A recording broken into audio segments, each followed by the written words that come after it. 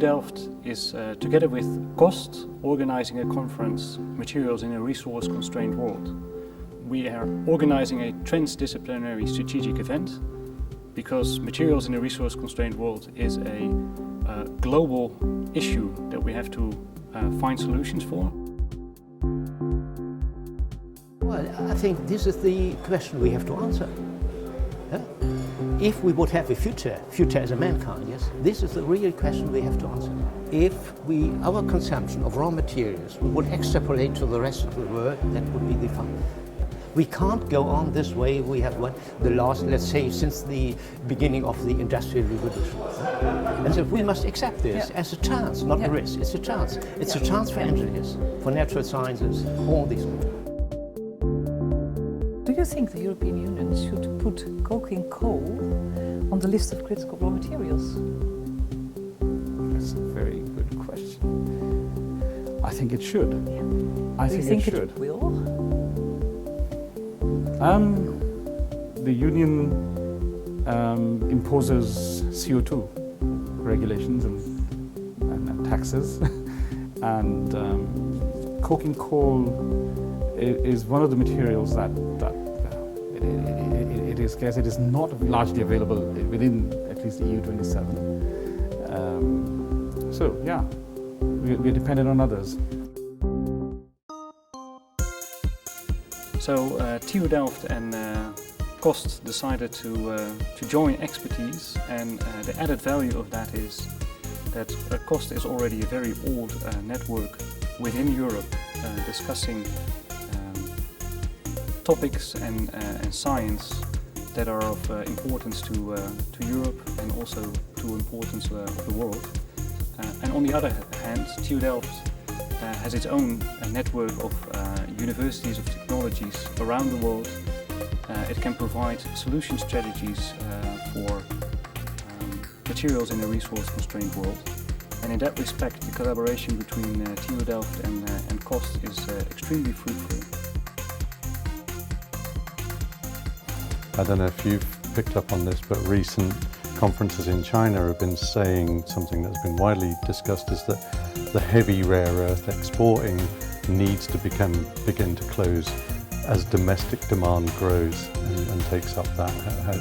Do you have views or thoughts on that? Yeah, China is an interesting and challenging place, but one of the things that it has going on right now is this massively rapid growth of its middle class. And if you visit China, you notice the place is developing at a tremendous rate, and good for them.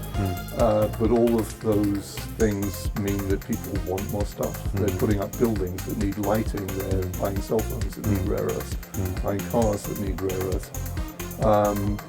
It's increasingly looking like China's supply may not even be sufficient to meet its own demand, in which case why would it export just on a purely commercial basis, leave alone any of the geopolitical issues? So this story is here to stay for quite a while ahead? I think so, yeah.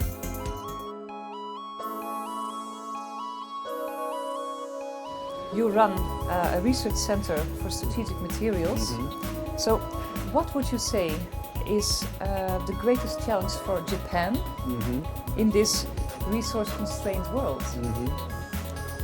Well, we produce a lot of engineering materials, and it's very vital for Japanese economy. But on the other hand, we don't have much natural resources for rare earths and rare metals. You know what happened when this China started to restrict export of that dysprosium. But it's not only that. So we use many critical metals, rare metals, for example, producing for steels even. So we have to find some way to make this possible. Yeah, to survive still on engineering materials for Japanese economy. So what kind of solutions are you researching? Yes, we are still searching for the solution, I would say. But one most important thing is we have to know, we have to find out why we need a dysprosium, for example, and why we need chromium for producing good heat-resistant steel. So that's come to very scientific and fundamental question: what kind of role each elements are playing in the materials. So that's it's actually kind of ultimate. I would say it's really ultimate material science. Yeah. Then if we know the role of each element playing, then we can design new materials without using those rare metals or critical metals.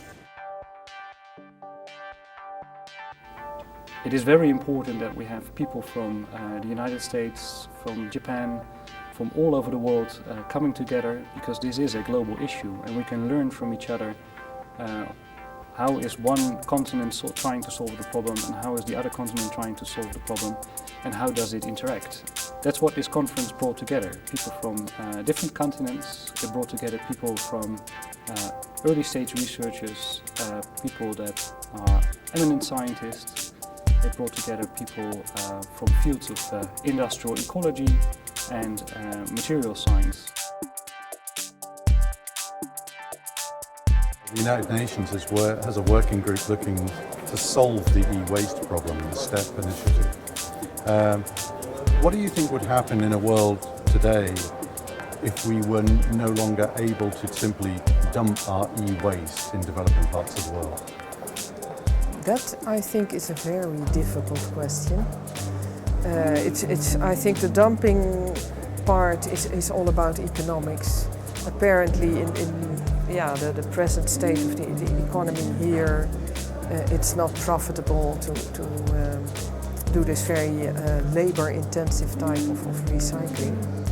So then, if you want it to work here, it has to be automized to a large extent, so you don't need all this labor, or the whole structure of the economy needs to change. And that's something that you hear a lot in the area of resources and environment. We have to change the tax system. We have to stop taxing labor so much and shift the tax to resources.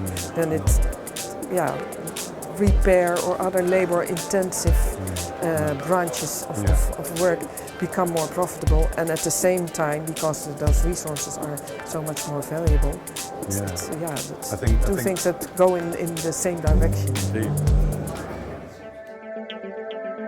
Again, I think this needs to be a network where Europe plays an important role, but we also need to include Japan, the United States, other continents in the world need to contribute to this because it's a global problem. All these solution strategies that we have been discussing, they take time. So the urgency is really there. We have to act now.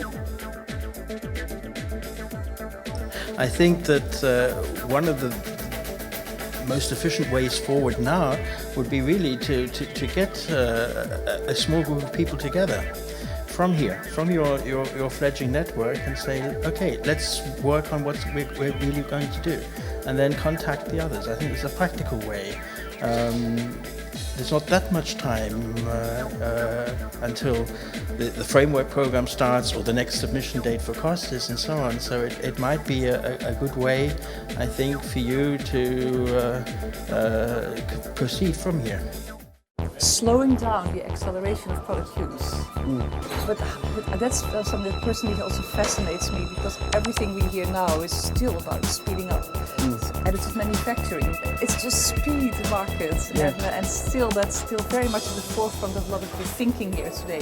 Yeah, I mean, I agree. How can we start addressing that?